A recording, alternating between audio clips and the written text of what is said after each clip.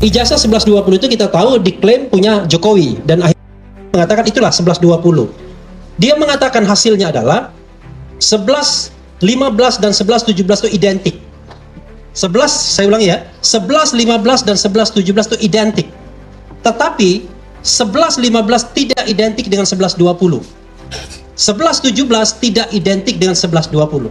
Jadi kawan-kawan semua, kalau temuan Bareskrim mengatakan bahwa dari 3 ijazah yang dibandingkan identik lalu kemudian mengarah kepada asli tidak asli, maka ada temuan sebelumnya bahkan 2021 yang mengatakan bahwa 1120 ijazah Jokowi itu tidak identik minimal dengan 2 ijazah yang diperbandingkan. Pertanyaannya adalah, kalau misalnya sebuah ijazah itu dikeluarkan pada saat yang bersamaan, sama-sama tertanggal 5 November ya 1985, maka secara teoritis harus identik semua. Tidak boleh ada yang berbeda. Jadi kalau ada yang berbeda, tentu ini menjadi sebuah pertanyaan. Teman saya yang mengelola Big Data mengatakan, sentimen negatif terhadap Jokowi dengan ijazah palsu ini, itu sudah lebih dari 90% lebih. Jadi dari Desember 2024, itu masih 40% orang yang melihat ini sebagai hal yang positif.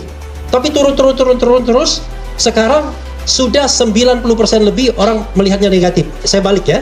Jadi yang positif hanya kurang dari 10%, 8% sekian. Jadi kalau mau lihat datanya bisa di saya. Nah, intinya adalah terlepas dari apa yang disampaikan oleh Bareskrim, maka sesungguhnya insya Allah masyarakat jauh lebih percaya bahwa hasil Bareskrim itu harus dibaca sebaliknya.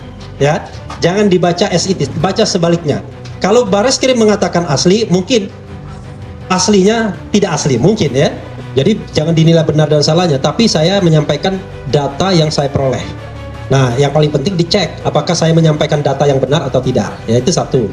Yang kedua, memang kalau kita lihat dari Bareskrim itu, pertama, ya kita agak bingung kenapa dia tidak memunculkan ijazah yang 1120 dalam kondisi berwarna lurus begitu kan, sebagaimana fotokopinya. Kenapa? Saya menduga kalau itu ditampilkan nanti Rismon meneliti lagi. Jadi memang pandai itu. Karena itu dia cuma tampilkan dalam kondisi miring kan. Jadi dia tidak bisa diteliti lagi oleh Rismon. Nah, karena itu menurut saya yang harus kita tuntut sebagai civil society ini adalah harus ada forum untuk membuktikan bahwa ijazah 1120 itu memang asli atau palsu. Entah itu di pengadilan Solo, kan di Solo ada yang namanya PMH, perbuatan melawan hukum, atau yang namanya penyelidikan ulang di Bareskrim Mabes Polri, karena kan belum final juga kita anggap. Atau yang keempat, ya ada forum yang sama.